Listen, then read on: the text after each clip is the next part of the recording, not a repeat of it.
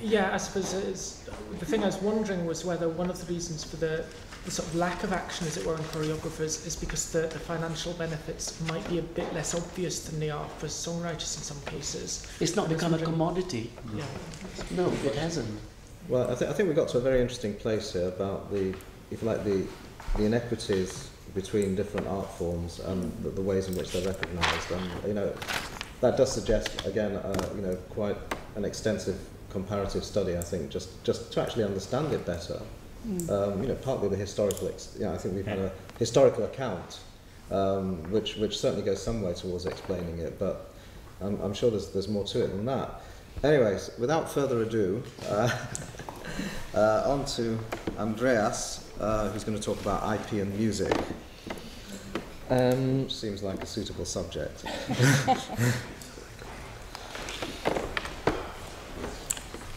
I think the question is, what is music from the point of view of copyright? I don't know, and copyright law doesn't know either, I think, but it doesn't care really, and it doesn't protect music. It protects an artifact which then reflects back to music, and on the basis of that money is made or not. The problem with music is, and in this respect music and dance are really the same, is that they are performative arts and they live on time, or they actually fashioned time. They are just there because time passes and you do something with it. And therefore you have unpredictable situations, things which you can't control. The thing exists by virtue of being made, by being performed. It's a living art. And I think that's what music and dance have in common. They are ephemeral and they are not sort of static. And so therefore you can't actually own them, which is very bad for any kind of idea of exploitation.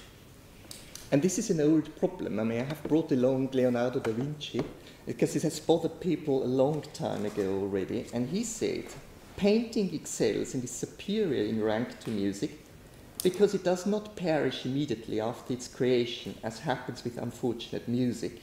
And then he goes on, how many paintings have preserved the image of a divine beauty which in its natural manifestation has been rapidly overtaken by time or death? And this is a very important thing, because this is also having, as it were, the old fear of man, that you know, things go on, but the person himself or herself will die. It's also very bad, so you can't control that either. And music reminds you of that, so does dance, because it dies each time you actually finish the performance. It resurrects each time with each new performance, but of course the new performance is not exactly the same as the old one. And so each performance exists only once, at one moment in time, and it only exists through the performer and the persons who are sort of involved in it, the spectators, the audience, and so on. And they together make actually the artwork at one moment, and then it's gone, and the next one is different. The composers have got the advantage of a relatively well-crafted system of notation, which is the score. Now the problem is that's Western music. Non-Western music doesn't actually have that normally at all. Western music, I mean, it's not actually as good as it looks. It is, I mean, it's a bit of a building instruction. It's just sort of a bit like an IKEA flat pack thing, and it's equally good. 18th century music, and that goes actually up to Mozart. I mean, we shouldn't forget that Mozart, Beethoven, they were composers, performers. They actually performed. And quite often it happened that Mozart didn't get his act together and it wasn't finished at the day of the premiere, turned up and played it somehow, basically made it up, and then wrote it down later, probably even differently. And that was quite common because he just didn't have the time. And Mozart in particular was capable of composing while actually writing down something else, which is even more ghostly. But you see, the thing exists only by virtue of doing it. And the building instruction is giving some advice and helping the oral tradition how to do it. But there's still lots of oral tradition attached to a score, even in Western music. It's an interesting idea of a story of, I think, Schoenberg, who showed Gustav Mahler one of his early atonal works, and Mahler said, "I can't read this," because of course he couldn't. In the tradition as to how you understand music, you know, these little dots didn't make sense. So every composer, even a modern composer, doesn't necessarily perform at all. There's a performance, at least in their head, which they oralize, actually, which they hear. And they try to write that down. And of course, the improviser, performer, composer, doesn't do that at all. And that happens with classical music, it is particularly so with pop music, and it is particularly so with non-Western music. And music exists by virtue of itself as sounds, and the score is sort of, you know, there, but doesn't have to be. I mean, theoretically, you can actually even learn Beethoven's piano sonatas without reading music if you actually get it, have an oral tradition which actually hands down how to perform this. Classical Indian music, to a large extent, works like that.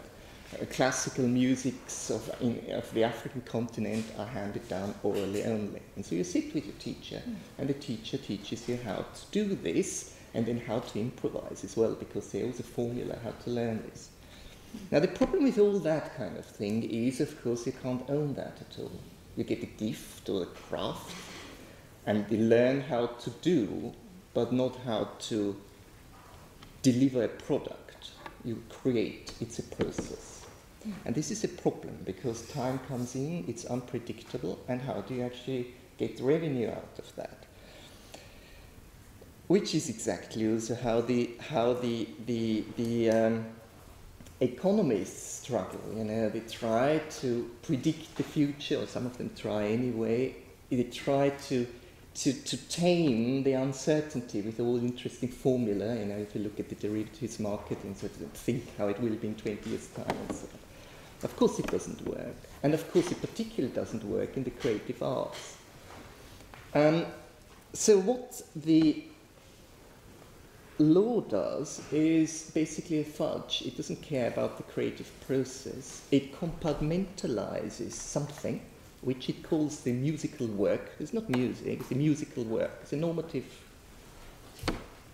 concept, which usually covers what is commonly thought about as music. But what you do is probably tricky, but it may cover, or may be covered by other, compartments of work.